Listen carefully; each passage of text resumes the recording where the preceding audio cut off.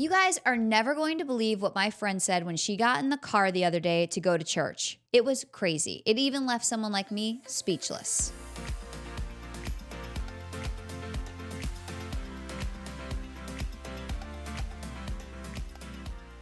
Hey guys, it's your girl Katie, and we are talking about the dehumanization of the billionaire.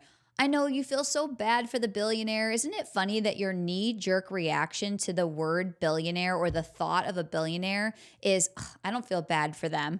They don't have the right to empathy anymore. It's actually become kind of a phenomenon where there's some billionaires that are good and some billionaires that are bad, but the overall feeling is that nobody should be a billionaire.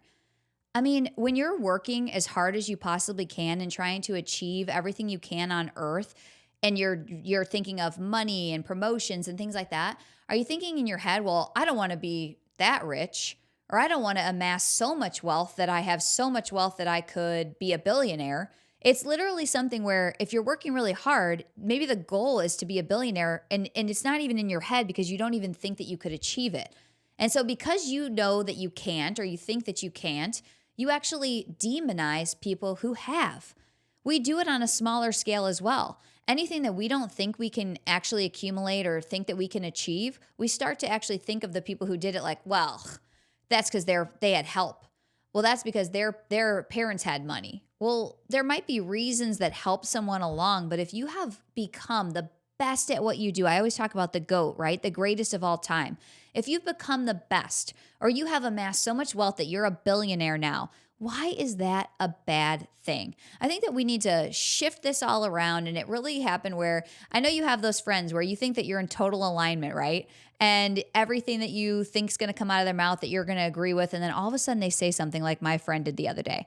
She gets in the car and she goes, "Ugh, can you believe Trump?" And I was like, can I believe Trump? What is she going to say? Like, where is she getting her news, right? She's like, Trump was going on air talking about how bad he feels for Elon. He should feel bad for the government employees that were laid off. You guys, I was like, what did you say? Like, where are you getting your information? Where is your source?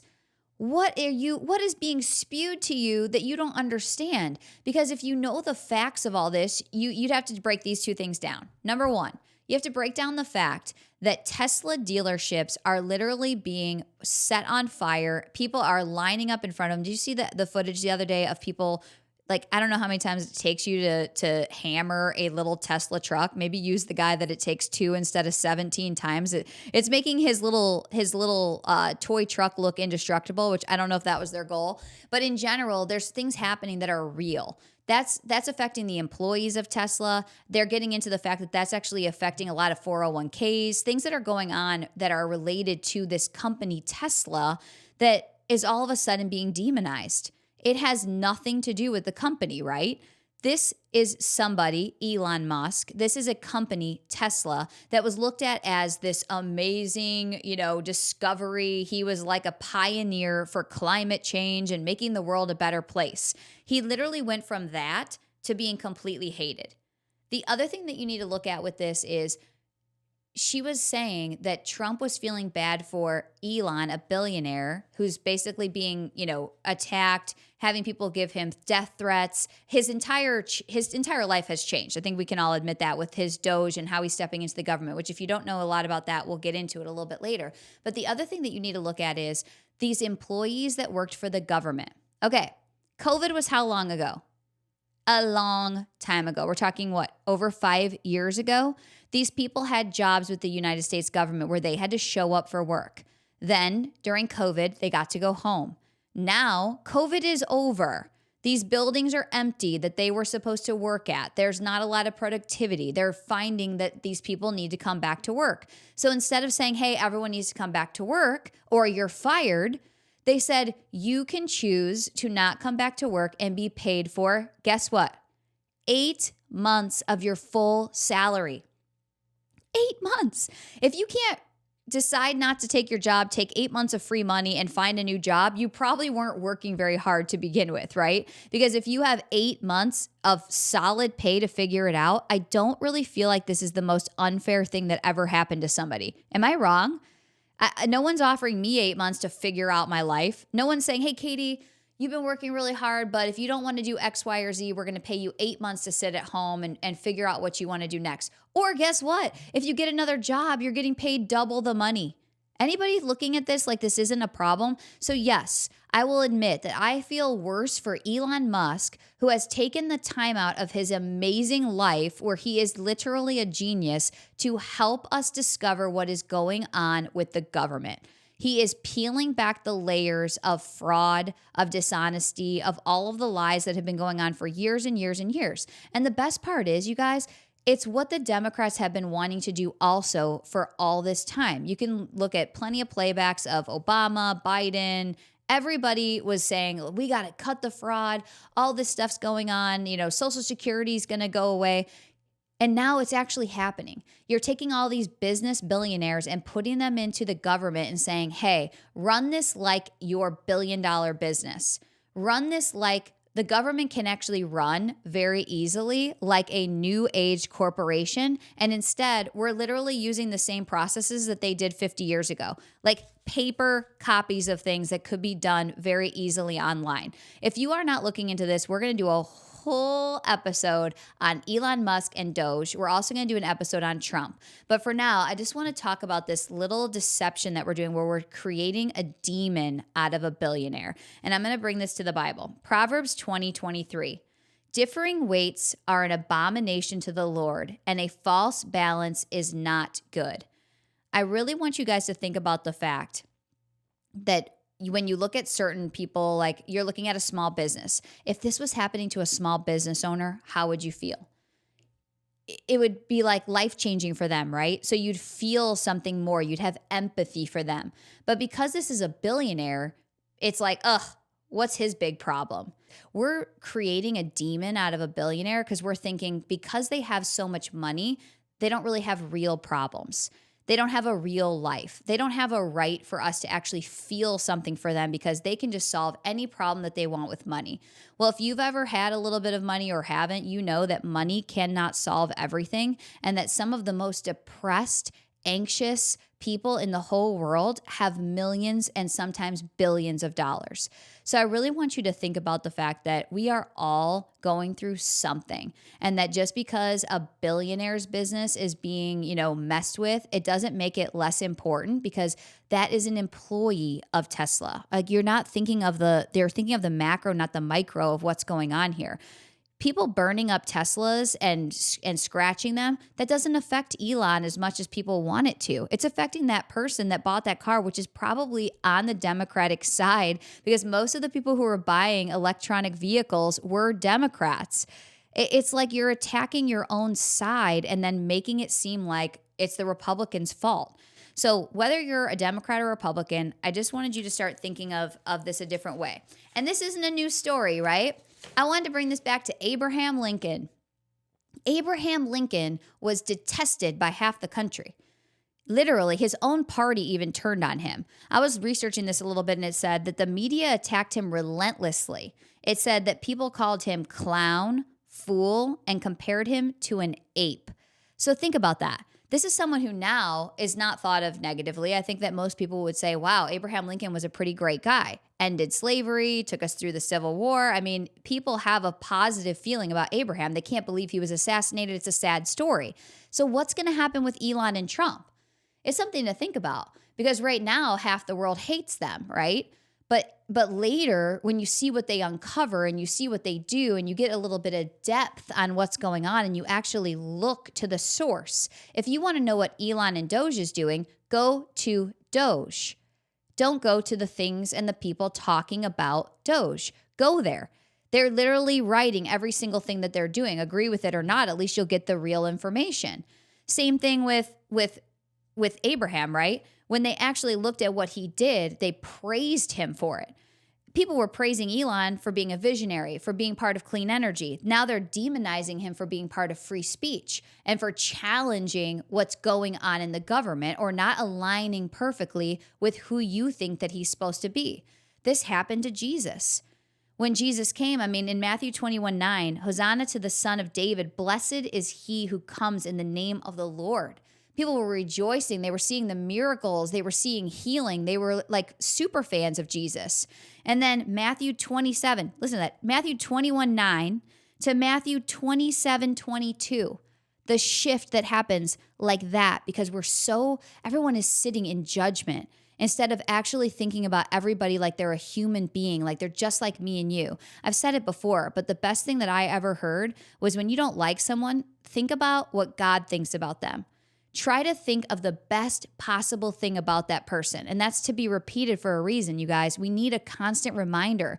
And if I have a little tinge of something, I'm like, whoa. I literally catch myself in the moment and I'm like, okay, what was that? Why am I not liking that person? Or why am I judging that person right now? And I have to be like, God, sorry about that. Like, let me see what you see. Let me know what you know about that person. Let me love something about that person or think of something great about that person. And it shifts everything for me. So the same thing with Jesus. When the crowd turned on him, you guys, what shall I do with Jesus who is called the Messiah? Pontius Pilate, right? He asked. They all answered, crucify him. They all answered. It didn't say part of the crowd. It didn't say some of the crowd. It said all answered, crucify him.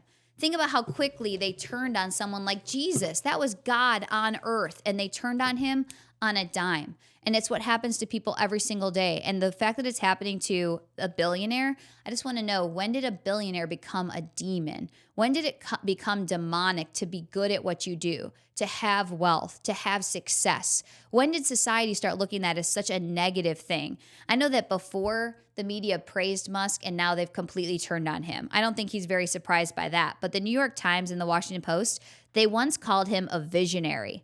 Now they claim in the same exact newspaper, he is out of control.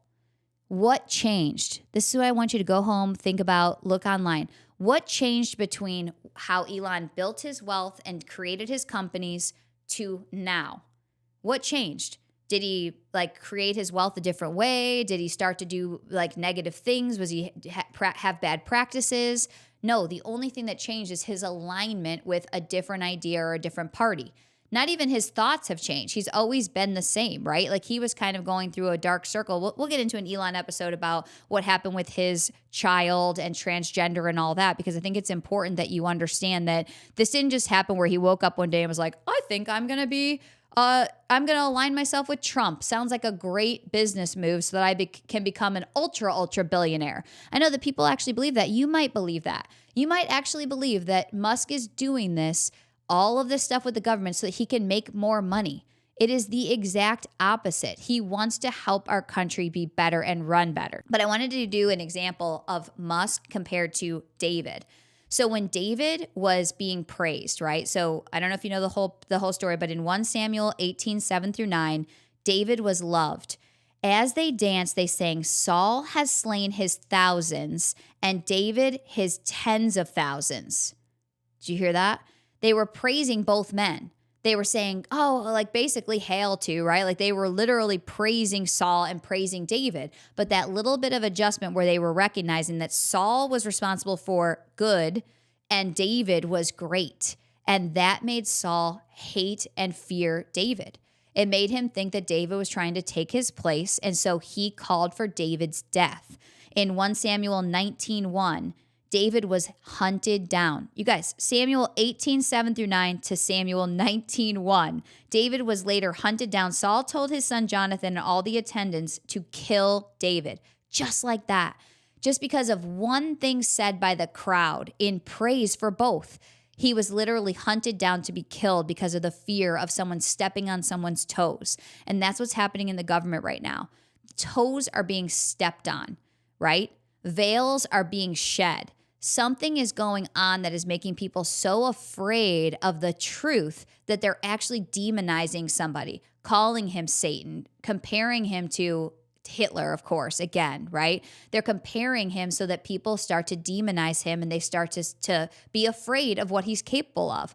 But in the facts, just like David, Musk was celebrated as a hero until the power that people had was threatened.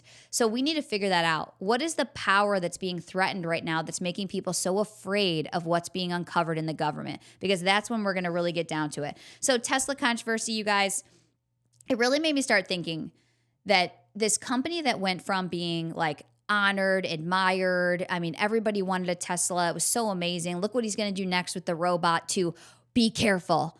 Be careful. This company is evil. Their leader is evil. Everything is going to like self-destruct one day. It's like he was trying to make these so safe for us when we're inside them. And all of a sudden now it's like a negative.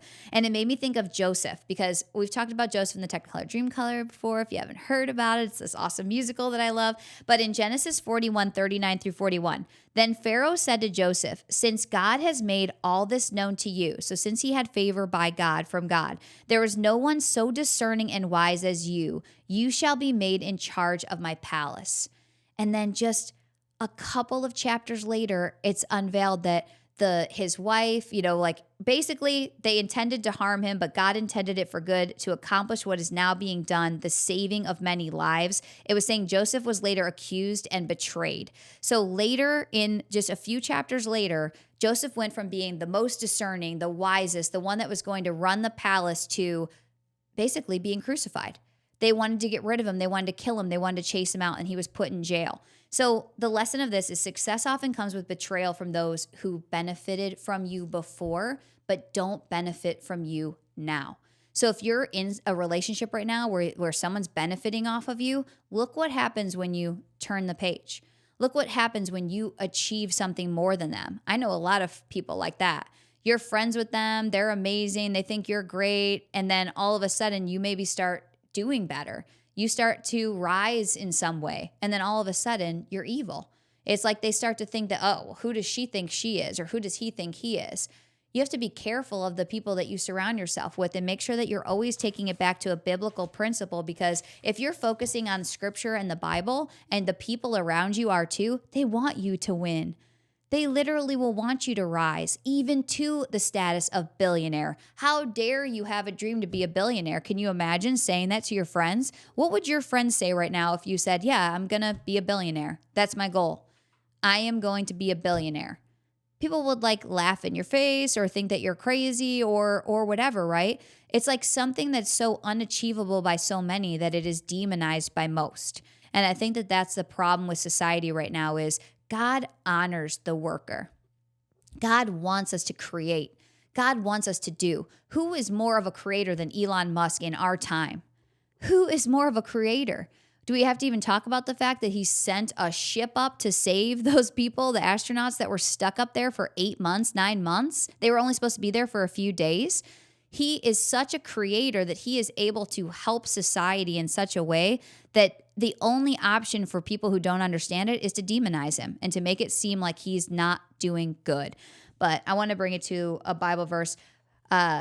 So Matthew 7:1-2. Do not judge, or you too will be judged. For in the same way you judge others, you will be judged. I know you've heard that before, but I want you to think about it with this, that if you go for something big, does that make you bad once you achieve it? Because that's basically what's happening here. He's going for it. He's creating things that we could never have imagined before him. Literally, what his brain must be doing on a minute basis is more than we could ever fathom happening in our brains in all time. So when you're judging somebody who's achieved more or wants more, start thinking about, where are you getting your facts? Are you looking into the actual people who are trying to change the world in a positive way and seeing what's under the cover? Because that's what DOGE is doing. So we're going to do a couple episodes on that. We would love your feedback of why you think the billionaire is a demon. I know there's going to be plenty of comments about that. There's a real enemy. He's coming to kill and destroy. He's here right now, and it is not the billionaire. So next time you're looking for someone to hate, make sure that it's not someone of flesh, because that is not who we're up against. We're up against something much bigger than that. I'll see you next time, and until then, stay elevated. Hey guys, if you want to see more episodes like this, don't forget to like, subscribe, and follow, and we'd love to hear what you think. See you in the comments, and until then, stay elevated.